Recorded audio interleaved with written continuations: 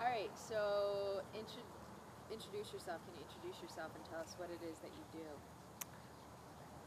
My name is Jennifer War, and I am a co-creator of Chocolatry Organic Eatery in Sedona, Arizona, where we prepare everything fresh daily, all organic, all vegan, all vegetarian, all fresh, supporting local farms. And we have our own garden where we grow a lot of our own herbs. Can you tell us how your company came to be? What's the story behind that? That's a long story, but I'll give you the short version. Basically, I was very inspired throughout my childhood, and it led me into a situation that I got even more inspired by, which was reading the Ringing Cedars series of books by Anastasia. And I realized that in order for us to really create paradise, we need to start now, wherever we are. And at the time I was living in my van, and I thankfully had this little plot of about 3,000 acres of land to start planting on. So I started to take care of it as it was my own, and the garden has become my solace and the place where I find refuge and inspiration. And from there, I slipped into being the co-creatress of Chocolatry, an organic eatery, which is at the same spot and land as this garden. So it's all quite a mystery to me, really. I didn't really have a plan to be doing all of this, and I'm happy to be doing it. We'll see what happens, but my inspiration came from the desire to start right where we are, creating our paradise, now. Great. So, what do you feel conscious consumerism is? Conscious consumerism is so many things. For an example, one way to be a conscious consumer could look like always supporting local produce and heirloom seeds, and thinking before you buy anything, whether it's food or material or a building or a plot of land. Think about what that buying, what that consumer sale how that will affect the future and the future generations. That's very simply put what a conscious consumer is. Yeah. So how do you see people, like everyday Walmart shopping people, how can you see them, a strategy for them to be more conscious in their consumer ideas? What can they do? Well, I encourage everyone to think about where we came from and how we came to be where we are. And it wasn't that long ago, even just a couple hundred years, where we were simply using things like mortar and pestle to grind our seeds and nuts. And now we've got somewhere between 100 and 1,000 different machines to do that same action. And that mortar and pestle were created by stone, which is a natural substance in nature. And so are these machines. They're all derived from metals and materials like petrochemicals and plastics, but they're not necessarily sustainable. And most of these things that people are buying at stores have a very limited use.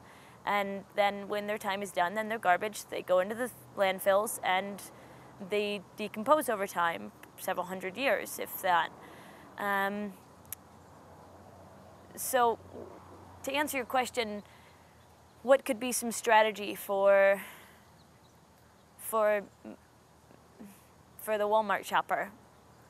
To simply think about where this thing that you're about to buy came from. Most of the time it's either a byproduct of the petrochemical industry or the mineral industry, which is one of the most just corrupted industries on our planet, and think, do I want to really put my dollar, my choice, into this? And maybe there's another option. Maybe you can go to the Goodwill and get something that's being thrown away or given away by somebody, and use a basket instead of that. Use a willow or a wood woven basket instead of a plastic, petrochemically made plastic, container. Maybe just get a wood basket, for example, and just make those choices little by little. And when you're done with something, if you don't need it anymore, instead of throwing it away, give it away. And get in touch with local. Well, there's many steps, but this is one. Okay, very good. Who do you affect by like the products that you carry and the produce that you have? Who's being affected by these things that you're purchasing to put into your business, and how are they being affected? Well, if my biggest intention is to create paradise now, then it's very important that I think every moment about where I'm getting everything I'm getting. For example, all of my produce, which we go through hundreds of pounds of produce a week that people are eating and consuming and digesting and sustaining their lives. And I want to know that that produce was grown not only sustainably and ethically, but that it's been paid for with an honest penny. For example, most of the time, I'm going to buy from a local farmer, even if it's a little bit more, because I know that they're not a massive food provider, and so they don't have all of the networks in place, like the trucking companies and things like that. They have a higher expense because they're doing it on a smaller scale. And so I'm happier actually spending a little bit more getting organic local produce that has very little effect on our environment, meaning the footprint that we leave as far as diesel or fuel and the amount of gas and things that are consumed along the way, and resources that are potentially non-sustainable. Now, that's a whole other thing, because I don't think that gas is unsustainable. I think gas is as a petrochemical, whether it did come from our ancestors, the dinosaurs, or not, it's something that the Earth is giving up a lot of.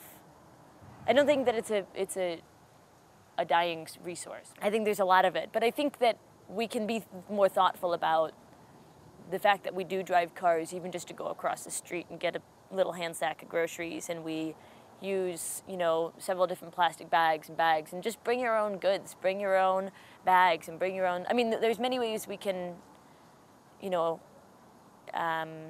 minimize our footprint in every day. And as a business owner, how my choices have affected the grander whole are simple, but you could probably say it better than I do. I just feel into it, honestly. I just feel into it. And if this feels more sustainable, then I'll do that. Most people have no idea what the fuck that even feels like, but I grew up the youngest of 4. I had nothing except for my sister's hand-me-downs. I didn't have my own room. We shared it with 4. And so I learned how to get along with very little. And I think that that's possibly one of the best ways to be. Sharing resources, sharing our Mother Nature, sharing our society, sharing our global resources together, rather than just a small minority having more and a majority having less. Let's balance the playing fields here. So what we do here at Chocolattery is we make all organic, sustainable, ethically harvested foods and marketplace foods and other goods available to the masses at a very good price that people and everyone can afford, so that we're continuing to honor and sustain this legacy, this natural legacy. Is there anything else you want to say before? Our tables are copper topped, and they're pretty. Our garden has 4 almond trees in it, and they're all blossoming right now, and they're so beautiful, and the bees love them. And we're about to put up a beehive, and we save our own compost, and we put effective microorganisms all over the land all the time. And I don't mind paying more for my effective microorganisms because they're the goodies, and they do an amazing job for our environment, and I love having them around. And when you eat live foods and organic foods, you feel good.